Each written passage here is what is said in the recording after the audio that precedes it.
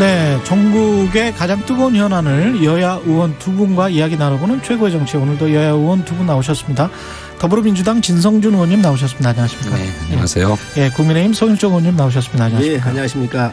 예, 최경영의 최강시사 유튜브에 검색하시면 실시간 방송 보실 수 있고요. 스마트폰 콩으로 보내시면 무료입니다. 문자 참여는 짧은 문자 50원, 긴 문자 100원이 드는 샵 9730 무료인 콩 어플 또는 유튜브에 의견 보내주시기 바랍니다. 예. 여야 대선 후보들의 가족 논란 그 이야기부터 시작할 수밖에 없는데 지난주에는 사과의 진정성 관련해서 윤석열의 사과와 이재명의 사과 좀 비교된다라고 지적하는 언론들도 꽤 있었는데 어떻게 보십니까?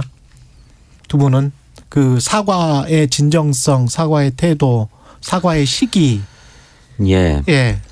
우리 국민의 생각이 그런 것 아닙니까? 명백한 잘못에 대해서는 깨끗하게 사과하고 시인하고 상응하는 책임을 지겠다 이런 입장을 내는 것이 우리 국민이 정치인에게 바라는 모습이죠. 그런데 이것을 무엇은 사실이 아니다 뭐 왜 그랬다 막 구차하게 변명을 하면서 피하려고 하는 것 이것이 우리 국민에게 굉장히 속상한 일로 되는 거라고 생각합니다. 이재명 후보는 그런 점에서 그간의 민주당의 어떤 이중적인 어떤 태도, 위선적인 태도와는 완전히 결별하고 잘못을 깨끗하게 시인하고 또 그에 상응하는 법적 책임도 또 정치적 책임도 지겠다라고 하는 입장을 낸 반면에 윤석열 후보는 그러지 못한 것 같습니다. 잘못이 드러난 데 대해서 곧바로 사과하지 않고 사흘이라고 하는 시간이 지난 뒤에야 사과를 했고 그 사과도 무엇을 사과하는지 애매모호했어요. 이를테면 사실관계 여부를 떠나서 국민에게 사과드린다. 이유 여하를 불문하고 논란이 일어나게 한 것에 대해서 사과한다. 뭘 잘못했다는 것인지가 불분명하지 않습니까? 이런 태도야말로 국민을 속상하게 하는 것이다. 그렇게 생각합니다. 뭐 문제가 있거나 또 국민들에게 불편함을 드렸다고 한다면 전 사과하는 게 맞고요. 또 이유 여하를 막론하고 진솔하게 사과를 해야 한다고 생각을 합니다. 아마 민주당이 앞으로도 지속적으로 이 문제에 관련돼서 지역적으로 공격이 있을 거로 보여집니다. 그렇기 때문에 사실 또 뭐가 어떻게 나올지 모르지요. 그렇기 때문에 총괄적으로 드렸다는 말씀을 드리고 또 거기에는 분명히 진심을 담았다고 생각을 합니다. 진 의원님 말씀 주셨으니까 두 후보의 차이점이 그럼 뭐냐 이렇게 얘기를 하셨는데 저는 뭐 굉장히 많은 차이점이 있다고 생각을 해요. 우선 이 문제는 공직 후보자를 뽑는 경선입니다. 배우자도 검증하는 게 저도 찬성을 합니다. 그런데 그러면 이재명 후보는 본인의 일들에 대해서 정말로 진솔하게 사과를 했나 말씀을 한번 드려야 되겠는데 대장동 있었을 때 단군 일의 최대의 치적 사업이면서 상 받을 일이라고 그랬거든요. 정말 이게 상 받을 일입니까? 저는 그렇게 생각하지 않습니다. 그러니까 이제 마지막에 가가지고는 이재명 지사가 내 주변을 잘못 관리했다 이런 식으로 또 빠져나갔어요. 두 번째. 조카 살인 사건을 사과한다고 했었을 때 당시에 작은 아버지이기 때문에 그 당시에 사과를 했었어야죠. 그런데 데이트 폭력이라서 변호를 했다 그랬는데 이것은 인권 변호사 출신이라고 자부하는 사람이 결코 이렇게 사과를 해서는 안 된다. 이번에 아들의 불법 도박 사건이 나오는데 이게 굉장히 큰 형사 사건 아닙니까? 자, 그런데 카드 게임에 빠져가지고 이 치료를 해야 된다 그러면서 즉각적으로 사과를 했지요. 그런데 이게 카드 게임에 빠진 겁니까? 불법 도박을 한 겁니까? 그래서 이재명 후보는 정말로 본인과 관련된 이것들도 교묘한 언어의 마술로 빠져나가고 있다. 그래서 이거 정말 진솔하게 해야 된다. 여야 후보를 막론하고 정말 저는 솔직하게 국민한테 사과를 해야지 두리뭉실하게 넘어가려고 하는 것은 이거 안 된다 이렇게 생각하고 있습니다. 예. 지금 말씀하신 대로 그 이재명 후보는 진솔하게 사과를 못했고 오히려 윤석열 후보가 진솔하게 사과했다는 말씀이신 것 같은데요. 아닙니다. 제가 뭐 분명히 말씀드리지만 예. 뭐 진솔하게 사과를 했다 안 했다 이 이야기를 저희 후보가 했느냐 아니냐 이 문제가 아니라 사과를 했는데 앞으로 민주당이 또 많은 의혹 제기를 하게 될 겁니다. 그렇기 때문에 그것을 다 이제 좀 추이를 좀 봐야 되겠죠. 또 뭐가 나올지. 그럼 뭐 할 때마다 다 할 수는 없는 거 아니겠습니까? 그래서 그러한 부분들을 진솔하게 사과는 하셨지만 앞으로도 또 더 하게 되면 해야 되겠죠. 아니 사과를 한다는 것은 무엇을 잘못했음을 분명하게 인정하는 것을 전제로 하는 것 아닙니까? 그러니까 지금 윤석열 후보의 부인인 김건희 씨의 허위 경력, 허위 이력 문제와 관련해서 문제가 제기되고 있는데 이에 대해서 허위 이력과 허위 경력을 쓴 것에 대해서 사과한 것입니까? 그것을 시인한 것인가요? 그게 아니고 윤석열 후보의 워딩도 계속 그렇습니다. 이유 여하를 불문하고 이런 논란을 일으킨 것 자체가 제 공정과 상식의 원칙에 어긋납니다. 이렇게 얘기했어요. 그러니까 논란이 일어난 것이 공정과 상식의 원칙에 어긋난다는 것인지 부인의 허위 경력, 허위 이력이 공정과 상식에 어긋난다는 것인지 도대체 무엇을 시인하고 무엇을 잘못했다고 인정하는 것인지가 불분명하지 않습니까? 그런데 왜 그것을 총괄적인 사과다 이렇게 눈치고 가시려 하십니까? 그것이 그렇기 때문에 국민에게 그 진정성을 인정받지 못하는 것이다. 실제로 무엇에 대해서 사과를 하신 거냐라고 물으니까 노코멘트다 이렇게 얘기했어요. 그러면서 민주당이 제기하는 것 가운데 가짜도 많지 않냐 이렇게 또 대응을 했습니다. 그렇다면 무엇은 가짜고 무엇은 진짜인데 따라서 이 진짜에 대해서 사과한다. 잘못했다. 그에 대한 형사적인 책임 또는 정치적인 책임을 지겠다. 이렇게 분명하게 이야기해야 사과의 진정성이 전달되는 것 아니겠습니까? 뭐 참 민주당은 그렇게 공격을 할 수 있을 거고 또 할 거라고 보여집니다. 그러나 사람이 살아가면서 기억의 완벽한 회복이라는 것은 하는 사람도 있지만 안 하는 사람도 있거든요. 예를 들면 여상에 가서 했는지 여고에 가서 그 선생님을 했는지 이런 것들이 좀 불분명한 게 있어요. 그런데 같은 학교 같은 곳에 붙어 있다는 거 아닙니까? 그러다가 보니까 여상인지 여고인지 뭐 여상이어도 여고여도 고등학교 과정은 똑같습니다. 이런 기억에 대한 불분명한 부분도 있고요. 또 민주당에서 김병기 의원께서 제기를 한 것 같은데 뉴욕대 관련해서 허위일 가능성이 있다 이렇게 얘기를 했거든요. 그런데 뒤에서 가보면 윤석열 후보 사퇴하라고 요구를 했거든요. 가능성 가지고 사퇴할 수 있습니까? 진위 여부가 있든 없든 간에 분명한 것은 정확한 팩트로 공격을 하지 아니하고 가능성 있다 그러면서 후보 사퇴를 요구를 했어요. 가능성만 가지고 후보 사퇴를 요구하는 건 정말 나쁜 정치 공세라고 보여지고 79일 남았습니다. 이런 부분들을 오히려 민주당 또한 정확하지 않은 팩트를 가지고 가능성 가지고 사퇴하라고 하는 거 문제가 있고요.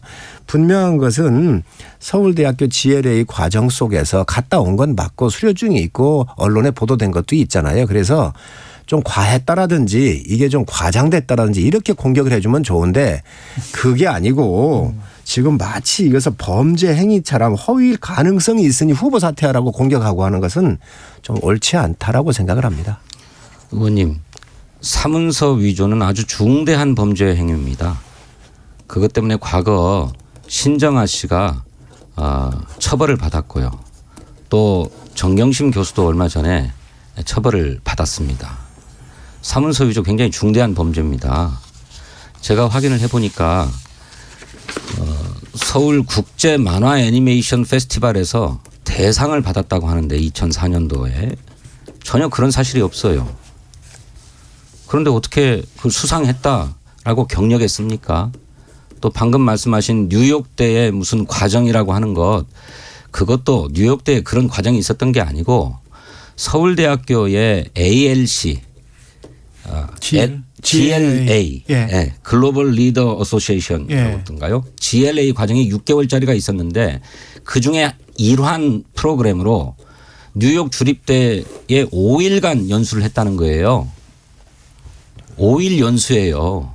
무슨 학력도 아니에요. 근데 이것을 학력란에 썼어요. 네? 그 5일 비행기 타고 왔다 갔다 하면은 이틀은 빠질 거고 3일간 가서 이를테면 견학하고 온 것인데 그걸 연수라고 학력란에 썼습니다. 그런데 윤석열 후보가 부인을 엄호하겠다는 심정은 이해가 되는데 부분적으로는 허위가 있지만 전체적으로는 허위가 아니다. 이런 식으로 변명하려고 했습니다. 아니 부분이 허위면 전체도 허위죠. 그런 논리가 어디 있습니까? 그리고 그런 문제를 의율했던 당사자입니다. 과거 신정아 전 교수 사건도 윤석열 후보가 파견 검사로서 직접 수사를 했고요. 정경심 교수에 대해서는 검찰총장으로서 수사를 지휘했지 않았습니까? 그렇게 해서 다른 사람에 대해서는 아주 엄격한 칼을 들이대어 가지고 처벌을 했는데 자기 부인의 문제에 있어서는 전체적으로는 허위가 아니다. 이렇게 변명해요. 그게 명백한 이중잣대 아닙니까? 진 의원님 말씀하실 수 있습니다. 그런데 거기에 사문서 위조니 여러 가지 문제 말씀을 하셨는데 예. 윤석열 후보께서도 그런 말씀을 하셨습니다. 법적인 문제가 있거나 있으면 다 책임을 지겠다. 예외 없다. 분명히 그렇게 말씀을 하셨다는 말씀을 드리고 정경심 교수하고 자꾸 비교를 하시는데 있을 수 없는 얘기입니다. 정경심 교수와 조국 사건은요. 대한민국 입시 전체 국가 제도를 부정한 거예요. 여기에서 하지도 않은 인턴을 했고 위조한 거 아닙니까? 그렇기 때문에 이게 진짜 제가 볼 때 문서 위조라고는 말씀을 드리고 또 민주당이 이 사문서 위조라든지 문제 있으면 고발할 거 아닙니까? 그러면 분명히 조사를 받을 텐데 그에 대해서 책임은 지겠다라고 한 것이 윤 후보의 말씀이기 때문에 그걸 다시 한번 말씀드립니다. 그다음에 책임집니까? 예, 그다음에 정경심 얘기를 교수 얘기하고 조국 얘기하시는데 이거는 완전히 틀립니다. 입시 부정에 관련된 문제고 두 번째 정경심 교수나 조국 교수는 교육자 아닙니까? 대한민국의 최고의 교수이자 교육자가 대한민국 입시에 있어서 자기 자식을 위해서 정말로 이런 부정적 행위를 한 거 아닙니까? 세 번째 조국 교수는 법률가이자 공무원입니다. 서울대학교는 국립대학이기 때문에 공무원이에요. 공무원이 대한민국 법을 파괴해도 되는 건가요 이게? 이거하고 비교한다고 하는 것은요. 정말 이걸 지금 민주당이 이 사건을 가지고 와서 윤석열 후보를 상처를 내려고 하지만 본질적으로 근본적으로 틀리다는 말씀을 분명히 말씀을 드립니다. 제가 조국 교수나 정경심 교수를 엄호하려고 하는 게 아닙니다. 윤석열 후보의 이중잣대를 말씀드리는 것입니다. 윤석열 후보가 그렇게 타인에게는 가혹하리만치 엄격한 잣대를 들이대고 무리하다고 하는 평가를 들을 정도로 어마어마한 수사를 하지 않았습니까? 그런데 부인의 허위 이력, 사문서 위조 사건에 대해서는 어찌 그렇게 관대합니까? 그 점을 말씀드리는 겁니다. 그리고 그것은 윤석열 후보의 출마 명분 자체를 빼앗는 일입니다. 윤석열 후보가 공정과 상식을 회복하기 위해서 대선에 출마하겠다 그랬습니다. 그런데 윤석열 후보의 이런 이중잣대가 정말 공정하고 상식적인 것입니까? 내로남불도 이런 내로남불이 없는 것 아닙니까? 그 점을 말씀드리는 거죠. 자, 그렇게 저도 그렇게 공격하실 수 윤석열 후보 관련해서 여기까지 하고요. 한 말씀만 더 드리고 가지요. 예.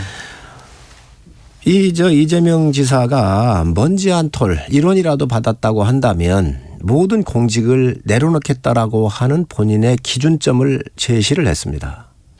그러면 여기에 있어서 대장동에 있어서 유동규가 구속이 되고 자기들 측근이었던 유한기가 자살을 했습니다. 여기에는 먼지 한 톨 없습니까 여기에? 자기 자식이 문제가 있었을 때에 카드게임이라고 하는 잣대를 가지고 빠져나가는데 이걸 이렇다고 한다면 이거는 본인이 제시한 이중잣대이고 내로남불 아닙니까? 지금 문제는 부인들도 검증을 해야지만 우선적으로 검증해야 될 것은 후보 당사자들이고 본인들입니다. 이 부분에 대해서 더 떳떳하게 민주당이 검증을 해서 문제 없음을 증명을 하고 그리고 국민들한테 공격하는 게 전 우선적으로 순서적으로 맞다. 지금 본인한테 제기되어 있는 이런 의혹이나 여러 가지에 대해서 검증을 못하고 답변도 제대로 못하고 자기가 말한 거에 책임을 못 지고 있으면서 상대 후보의 부인한테 이것을 이렇게 공격하는 거는 할 수는 있지만 순서적으로 잘못했다 말씀드립니다. 국정감사에 나와서 충분하게 해명을 했고요. 의원님 그렇게 얘기하지 마시고 이재명 후보가 유동규 본부장한테 받은 돈이 얼마인지 밝혀주십시오. 그걸 우리가 그 왜 측근이라고 밝힙니까? 하는 문제 의혹을 아니, 돈 받았다고 제기했으니 자꾸 얘기하고 계시지 않습니까? 돈을 받았다고요? 돈 받았다고 얘기하고 계시는 것 돈 아닙니까? 1원이라도 받았으면 본인이 먼지 한 아니, 톨. 그러니까요. 1원이라도 받았으면 1원이라도 받은 게 공직을 있으면 얘기하시라고요. 자, 그 공직을 사퇴하겠다 그랬잖아요. 그러니 유동규 같은 사람 저도 말씀 좀 또 드릴게요. 잠깐만요. 이제 유한기 같은 사람이 측근들이 죽었는데 그에 대해서는 왜 증명을 못 하냐는 거예요. 본인이 증명을 해야지요. 내 부하가 죽었는데 왜 죽었는지 국민이 묻고 있잖아요. 그러니 본인이 그거에 대해서는 충분히 설명을 해낸다. 이재명 후보가 그걸 어떻게 설명합니까? 말씀하세요. 유동규로부터 무슨 돈을 얼마나 받았다는 것인지 유한기로부터 무슨 돈을 얼마나 받았다는 것인지 분명하게 말씀을 하십시오. 그런 게 아니고 유동규가 배임 혐의로 구속된 걸 가지고 이재명이 돈 받았으니 책임져라 이렇게 주장하고 계시는 것 아닙니까? 유한기가 자살했는데 이재명이 돈 받아서 자살한 거 아니냐 그거 해명하고 책임져라 이렇게 말씀하고 계시는 것 아닙니까? 자신이 있으시면 분명하게 이재명 후보가 무엇을 어떻게 잘못했는지를 말씀해 주셨으면 좋겠고요. 그 아들의 도박 문제 그 잘못한 일이고 이재명 후보가 깨끗하게 사과하고 책임질 일이 있으면 책임지겠다. 아들도 똑같은 입장이다. 이런 말씀 드렸습니다. 제가 알기로 그게 인터넷 컴퓨터 도박 게임 아니었습니까? 인터넷 컴퓨터 도박 게임인데 이것이 불법이라면 저는 형사상의 책임도 져야 된다고 생각합니다. 그리고 도박 중독이라고 하는 것이 뭐 마약 중독과 똑같이 중독 증세를 일으킨다고 하는 것이니까 필요하면 치료도 받아야지요. 그렇게 깨끗하게 시인하면 됩니다. 그런데 그렇게 시인하지 않고 이런 말로 저런 말로 돋보이려고 했다. 조금 과장은 했다. 부분적으로는 허위가 있을지 모른다. 그렇지만 전체적으로는 허위가 아니다. 이렇게 빠져나가려고 하지 마시라는 말씀이에요. 그것이 정직하지 못한 태도를 보이는 것이고 우리 국민이 잘못 앞에서 자기 잘못 앞에서 솔직하지 못한 태도를 보이는 것에 대해서 환멸을 느끼고 있는 것입니다. 진 의원님 말씀에 일리가 있다고 생각을 합니다. 그런 부분들 그렇게 빠질 게 아니고 있으면 뭐 전공법으로 잘못됐습니다라고 얘기하자고 하는 거 뭐 있을 수 있습니다. 이재명 후보 또한 똑같습니다. 이렇게 슬그머니 카드게임에 중독돼서 치료를 해야 한다 이렇게 가시지 말고 본인이 나서서 그러면 이재명 후보하고 같이 안 살았습니까? 아들이? 같이 살았습니다. 같이 사는 아버지로서 늦게 들어오고 집에도 안 들어온 날도 많았을 텐데 그거에 대해서 몰랐다고 한다면 가정도 다스리지 못한 사람 아닙니까? 그런데 어떻게 나라를 다스리는 게 나아요. 하십니다. 자, 예. 그렇기 때문에 이런 부분에 대해서 이재명 후보 또한 진정성이 없다. 저는 지금 얼마나 많은 사람 젊은 친구들이 힘들어하고 있습니까? 그런데 그런 아들한테 증여를 해가지고 그게 도박 자금으로 사용했다고 한다면 아버지는 책임도 있지요. 그러니까 분명히 그 부분에 대해서 아버지도 의원님, 진솔하게 사과를 하시고 세상에 해야지. 어떤 부모가 아들에게 도박을 하라고 자금을 대주겠습니까?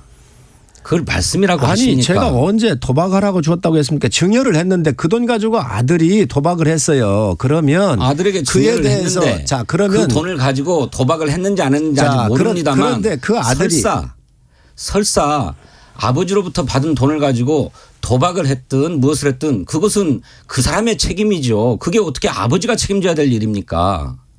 자, 아버지가 그러면 도박하라고 자금 대줬습니까? 자, 아니 그러니까 그렇게 우리 진 견강부회식으로 몰고 가시면 곤란하지요. 아니 진 의원님이 자꾸 말을 꼬아가지고 이상하게 자꾸 진행을 하는 것 같은데 제가 제가 어떻게 꼬았습니까? 도박하라고 돈을 줬다라고 얘기를 제가 한 적이 없습니다. 증여를 했다 그랬지. 근데 그 증여받은 돈을 가지고 도박한 거 아닙니까? 그러면 누구 책임입니까? 그게? 자, 그러니 아버지가 아들하고 같이 살고 있어요. 같이 살면 아버지 책임입니까? 자, 그런데 아버지가 같이 살고 있으면서 지금 이 아들이 안 들어오고 늦게 들어오고 도박을 했을 거 아닙니까? 그러면 그거에 대한 책임이 부모한테 있는 거예요. 그런데 이러한 사실을 카드 게임에 중독이 돼 가지고 치료받아야 된다. 그러면서 사과는 하는데 이게 과연 사과입니까? 정말 이거 같은 경우는 제 아들이 잘못됐으면 수사를 받겠다고 수사를 의뢰하든지 이렇게 해야지요. 이건 안 하면서 뭐 치료를 받아야 한다고 빠져나가는 것은 과연 성남시장하고 도지사 했던 이런 분의 자세인가요? 대권 주자의 자세인가요? 아니, 책임지겠다는 것입니다. 필요하면 형사상의 법적 책임도 책임도? 지겠습니다. 법적 책임도 필요하면 집니다. 아니, 그것을 그러면 회피할 생각은 없고요. 윤석열 후보도 그렇게 얘기를 했습니다. 어떻게 얘기를 했습니까? 자, 윤석열 후보도 모든 거에 자수하나요? 김건희 씨가? 그 문제가 있으면 책임을 지겠다고 분명히 윤석열 예. 후보도 얘기를 했습니다. 기대하겠습니다. 그렇게 했으면 좋겠고요. 우리 성일종 의원님은 아드님의 삶을 다 통제하시는지 모르겠는데 세상에 아버지 부모 마음대로 움직이는 자식이 어디 있습니까? 뭐 그 부분은 그렇게 동의합니다. 못하지 않습니까? 그러나 문제가 그런데 왜 불거졌을 그것을 때 자꾸 그렇게 문제가 말씀하시고 불거졌을 때 제 말씀 좀 들어보세요.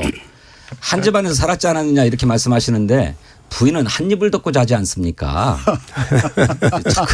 그렇게 말씀하시면 곤란하다. 그렇게 생각합니다. 예. 문제가 불거졌을 때 문제는 사과의 책임을 질 방식이죠. 것입니다. 예. 윤석열 후보도 그런 태도를 보여주셨으면 좋겠어요.